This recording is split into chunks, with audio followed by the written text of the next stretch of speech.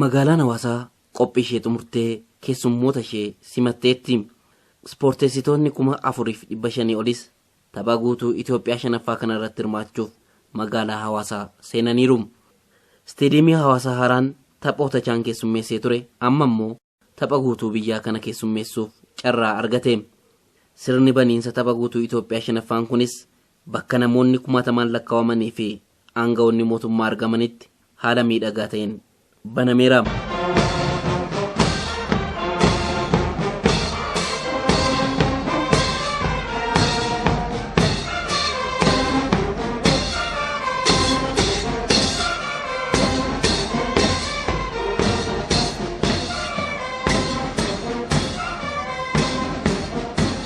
Taphni guutuu Itoophiyaa Olompikii Itoophiyaa jedhamu kun duudhaalee Olompikiin kan dorgomamu ta'uu isaatiin xomboora qabsiisuun kan eegalame.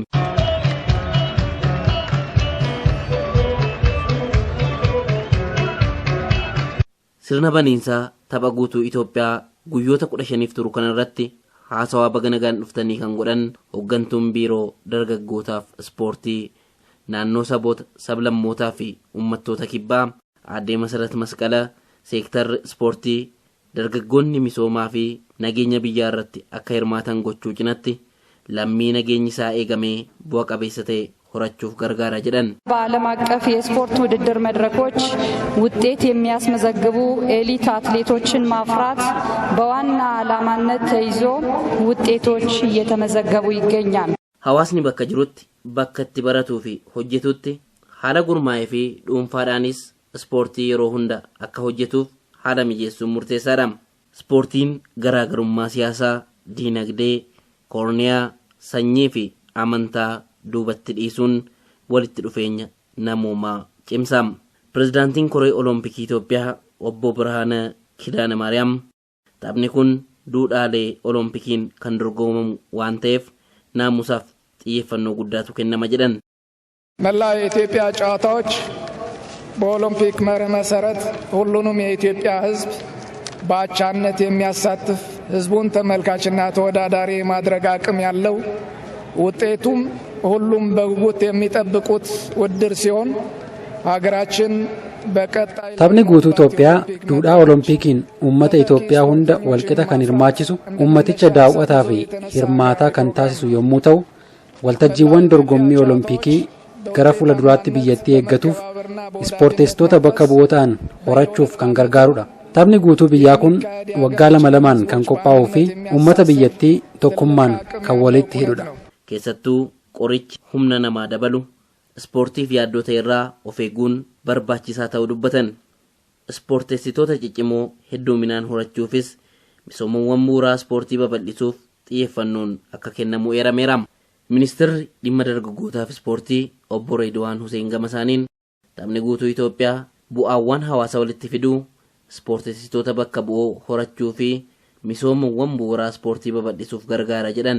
የመላ ኢትዮጵያ ጨዋታ ፕሮግራም ባለፉት ዓመታት ደረጃ በደረጃ በተሳትፎና በአተገባበሩ እየተሻሻለና እየጎለበተ መጥቷል። taphni guutuu Itoophiyaa waggoota darban gama hirmaannaa fi raawwii isaatiin fooyya'aa fi cimaa dhufeera. Taphni guutuu Itoophiyaa kun sabaa fi sablammoota biyyattii asxaa Olompikii tokkoon walitti fiduun duudhaalee hawaasummaa isaanii akka wal barsiisan, wal kabajanii fi fedhiin akka lammii biyya tokkootti tokkummaa waliin jiraachuu dandeessisu uumuuf waltajjii gargaarudha. Dabalataanis atleetota maqaa biyyattii addunyaa irratti waamsisan baay'inaan horachuuf fayyada. Dorgommiiwwan ispoortii kamiyyuu naamusa gaariin xumuruun murteessaadha. Loogii tokko malee hunduu bu'aa dafqasaa akka argatuuf ammoo murteewwan abbootii seeraa barbaachisaadha. Waltajjiin kun mo'aa fi mo'atamaa ittiin adda baasuuf osoo hin taane kan miirri obbolummaa itti cimuu fi jaalalli hawaasa gidduu jiru itti guddatudha. Ministeerri muummee itti aanaan Obbo Dammaqaa Mokonnon ispoortiin meeshaa misoomaa fi nageenyitti daraaruudha jedhan. Taphni guutuu Itoophiyaas sirna tokkummaa biyyaalessummaa biyyattii mul'isuudha jedhan.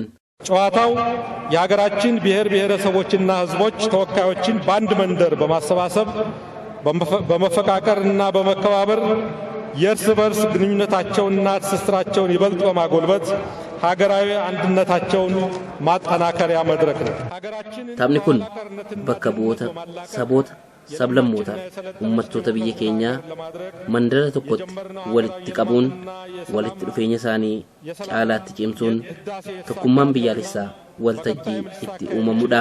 Haasawaa keessummoota kabajattaan sun konsertiin Raamawaan aadaa saboota 56 naannoo saboota sablammootaa fi uummattoota kibbaa calaqqisiisu bal'inaan dhiyaachuun hawaasa staadeemii keessa ture bashannansiiseera.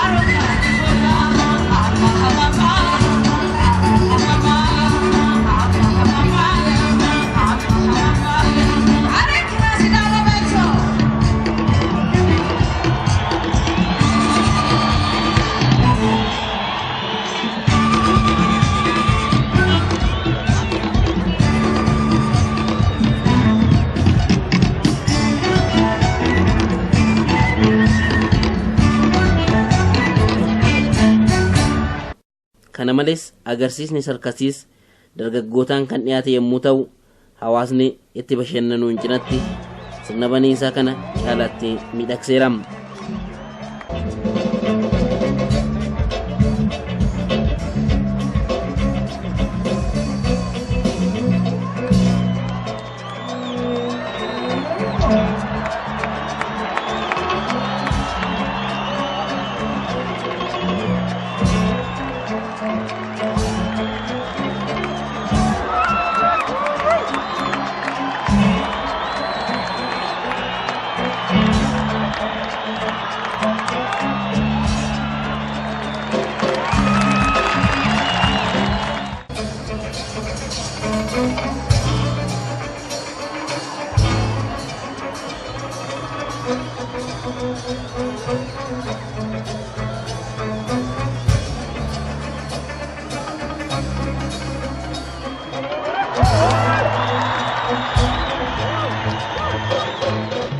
Qaama sirna baniinsaa kan ta'e gareewwan ispoortessitootaa naannolee sagalanii fi bulchiinsa magaalotaa lamaan dabareen hawaasa istaadeemii keessa jiru dura hiriiraan darbuuti. Sirni kun naannoleen aadaa uffannaa fi shubbisa isaanii mul'isuun uummataan wal barsiisuuf kan gargaarudha. መጀመሪያው የትግራይ ክልል ነው።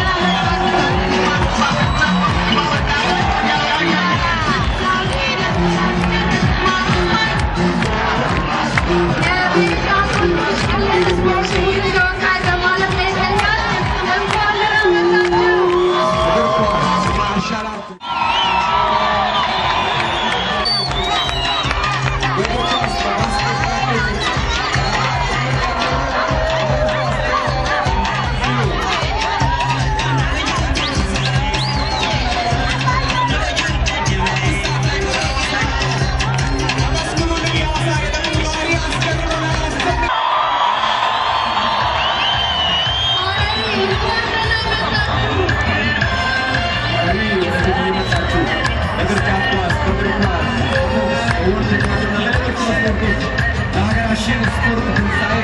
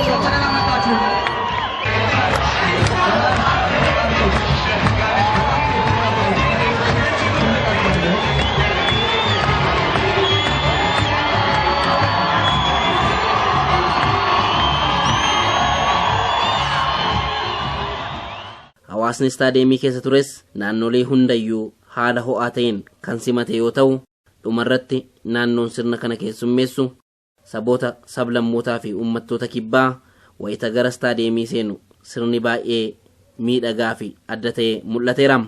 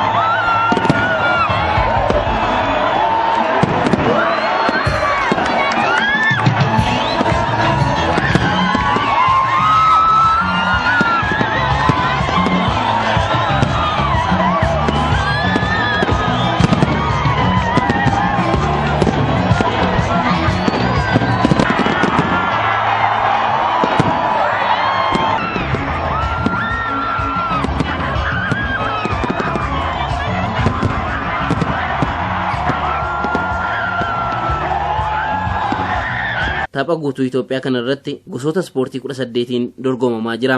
Dorgommii baniinsaa kan ture fiigicha meetira 10,000 dhiiraan naannoon Amaaraa meedaaliyaa warqee fi meetii yoo argatu Oromiyaan ammoo nahaasa fudhateera.